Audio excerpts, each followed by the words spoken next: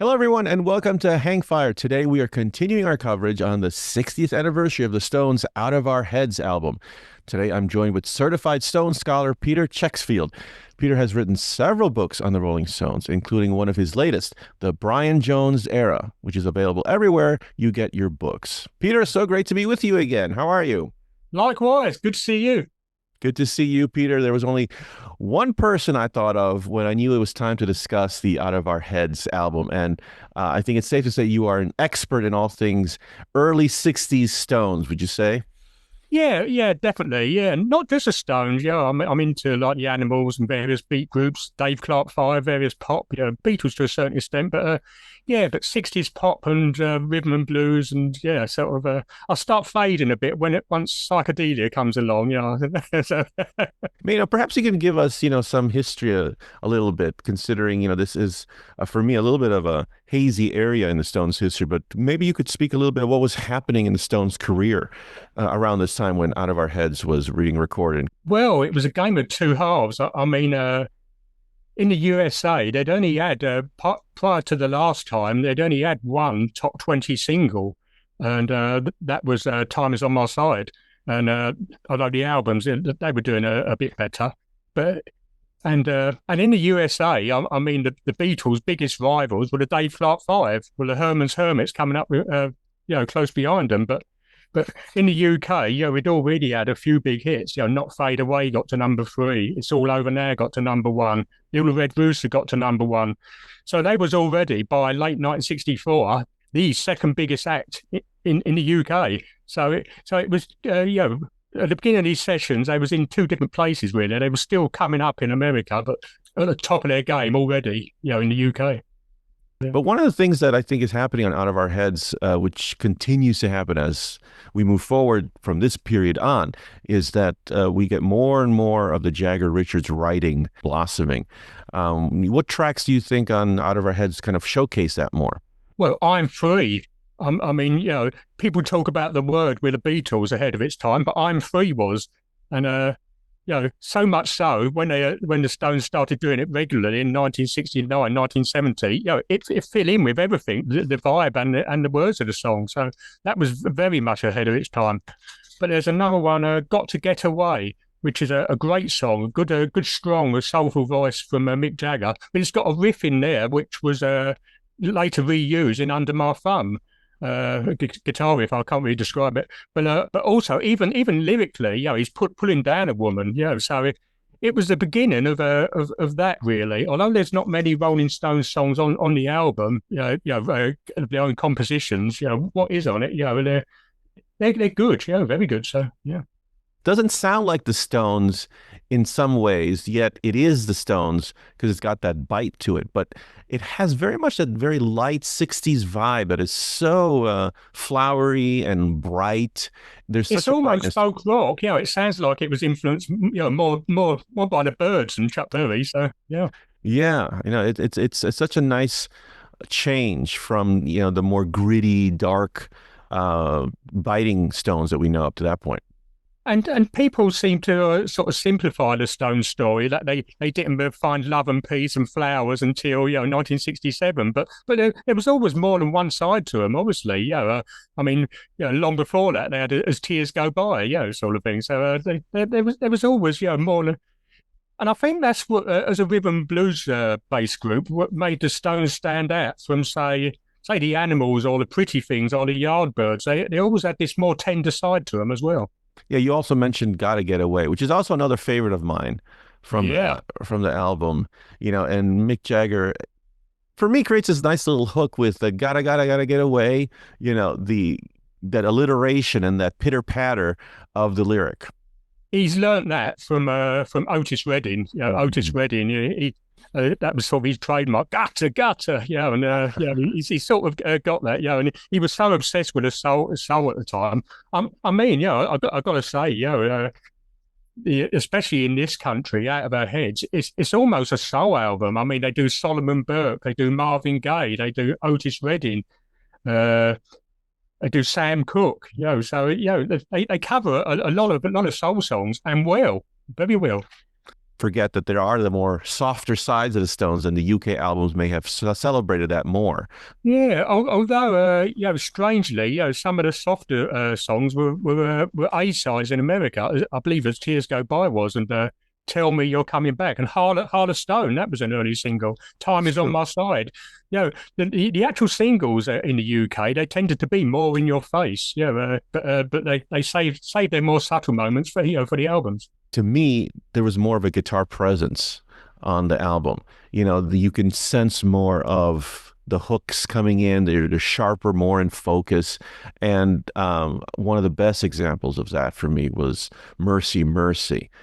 It's got one of the most, sonically, it sounds great. It's finally nice to get something, and you've heard me talk about this before with you, perhaps, that sometimes the sound in a lot of these early recordings can be, by design, very gritty and, mushed together and, a lot of character and personality. But on this track, it's so nice to hear the guitar is really nice and sharp and clean. And the whole sound of it is very slick to me. And it's just one of the many covers on there where the Stones put their own spin on it, right? And Mercy, Mercy is, I think, the best example of that. Yeah, the original was by Don Quevé, and I don't know if you was aware, a young Jimi Hendrix played that riff on the Don Quevé version. But I just touched on Brian briefly, Brian Jones. Yeah, I called my book The Brian Jones Years, but I'm not one of them conspiracy theorists that he wrote all the songs and played every solo. Everyone ripped him off. I'm not like that at all. But he was actually, taking a bit of a dip creatively here. In the early days, he played, very early days, he played a slide guitar and a harmonica. But once they moved away from, the Jimmy Reed stuff and things like that, until Aftermath and and Between the Buttons and Lady Jane and Ruby Tuesday and Paint It Black, he had a more minor role, and most of the guitars on the album, they are Keith. But Mercy, Mercy, that is an exception. It is Brian Jones playing that tough riff, and it must have been a favourite of Brian's because interestingly, since he died, the two times the Rolling Stones have played it is Hyde Park, the memorial concert, and then I think it was in Maryland 2019 on the 50th anniversary of Brian Jones' death that they dug out Mercy, Mercy. So Mick and Keith, they must look back. Oh, that was Brian. So that's amazing. I didn't know that Brian's dip was already happening this early. I don't think he was necessarily being sidelined. He wasn't really a lead guitarist. He played the riffs, like on the Last Time and Get Off My Cloud. But I don't. Someone's welcome to prove me wrong, but I don't think he ever played a guitar solo on a Rolling Stones thing that wasn't a slide.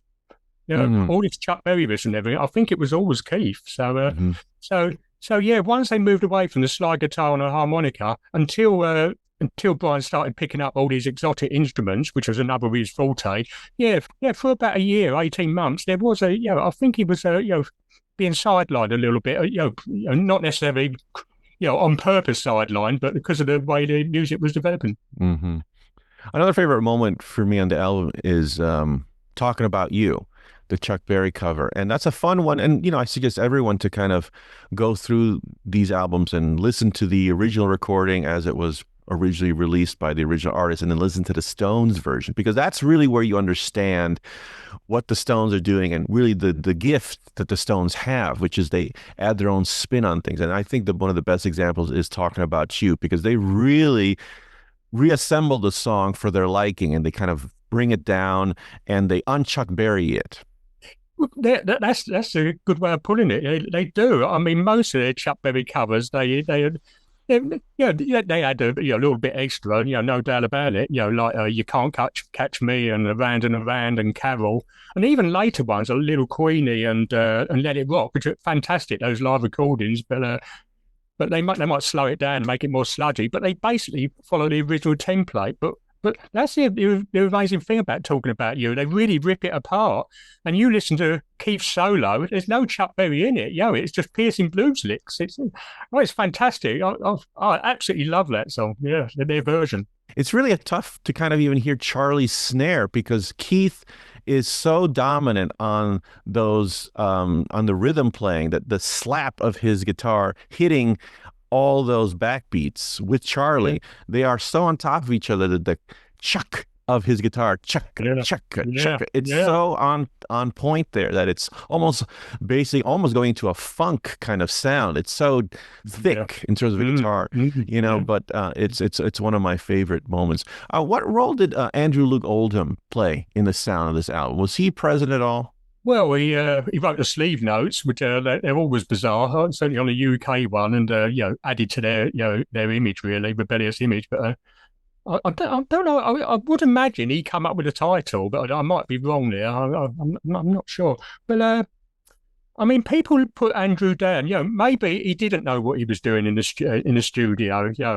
He'd probably know a good take when he heard one. But people put it down there and say, oh, it was sludgy and it was poorly mixed and all that. Even the Stones themselves have later they put down some of his productions, but I think they're missing the point, when they say, if only the Rolling Stones had had George Martin. I mean, to me, the Rolling Stones were the anti-Beatles. I love the Beatles, but they were the anti-Beatles. And to me, the correct mix, as people want to say, oh, let's remix this, and they do remix a lot of things. But to me, the definitive mix is the one that first came out. It doesn't matter how wrong, that's the one that got it in the charts and people loved, and people bought out by their thousands or millions or whatever. So, with any artist really, the definitive mix is the first one that came out. So I'm a bit sort of anti all this remixing. So, what I think a lot of people have a confusion about Oldham's role, because you think of a producer, and people can't help but think of the ultimate producer as in George Martin. So I think people assume that Andrew Loog Oldham's role was, somewhat similar to that. But, in terms of what the Stones were doing in the studio and how they arranged their songs, it seemed like Andrew Loog Oldham wasn't always necessarily in the mix with decision making on that front, was he?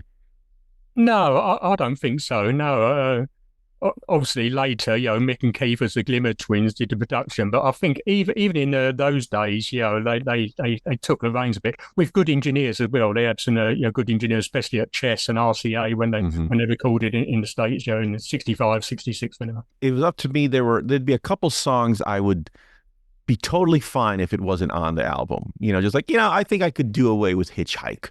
For example, are there any songs on here that you're like, what, I think we can afford it being taken off and it won't hurt the album?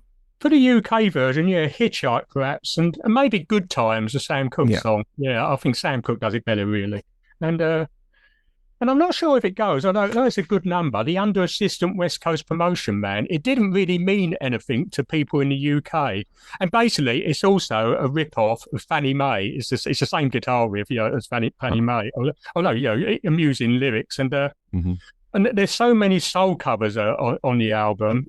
It sounds a bit sort of a retro step, from the previous albums, sort of thing, where they would have covered, someone like Buster Brown. They didn't do, it was Fannie Mae, but it sounds slightly, slightly out of place to me. So maybe those three. I don't know. I'm not sure how many songs are credited to Nanker Felge, but this is one of them. This is a rare occurrence of the songwriters being the whole group that under that moniker. And it was well, let me just say, I love the song as well, but I just perhaps not in the context of this album so much. But I love it. It's it's Nanker Felge, and it was one of the last times Nanker Felge was credited. After that, by the time the next album came out, Aftermath, and Between the Buttons, and and blah blah blah blah, it was always Jagger Richards, no matter what anyone else may have or may not have contributed. That's the end of that. Nanker Felge. Yes. Enough of that funny business. Let's get down to real. Let's get serious now. Right. What deep cuts from the record do you think people should revisit and deserves more attention? Yeah, well, I actually made a note of 3 songs, and you've already mentioned 2 of them. Talking About You and Mercy Mercy, I'd say those. But also, she said, yeah. Oh I yeah. mean, it sounds like a herd of buffaloes. It's so frantic. That is punk before punk. I don't know how long it is. I think it's under 2 minutes. It might Yeah. be longer, but it's a short song, but it is wild. And you compare so a group like the Animals. I love the Animals, but you compare the Animals version of she said yeah. It just doesn't come even close, nowhere near. So I'd say yeah, that she said yeah. I mean, in a way, it would have fit on some girls. It's like Lies. It really is. It's that frantic. So I love that. I'm definitely gonna look at that with that lens and yeah. that frame of mind. Well, Peter, as we wrap up here, it's been so great to revisit Out of Our Heads, and you can't help but wonder how it fits with the Stones discography. The Stones discography is so huge, and where would you place it if it was up to you for top albums? Well, I might upset a few people here, but it's the first of the big four. Oh, It was very that, nice. yeah, that then Aftermath, Between the Buttons, Satanic Majesties. I mean, there was just so much progression there, and the singles at the time, Paint It Black, 19th Nervous Breakdown, Ruby Tuesday, all the others. I mean, people talk about the Beatles, and I've mentioned them, but they're up there with everyone. The development was just so fast in 2 years. It really was. And you asked earlier, what do I think of the album now to when I first heard it, and that hasn't really changed. But what has changed in the early days, I started to become a completist, and I bought Goat's Head Soup and Black and Blue and all that, and I didn't particularly like them. I can appreciate them now, so they've grown. Whereas I loved these at first sight, they slowly grew on me, and to me, now Black and Blue is one of the finest album after Brian Jones, So Yeah, I think people will be impressed to find that out as well.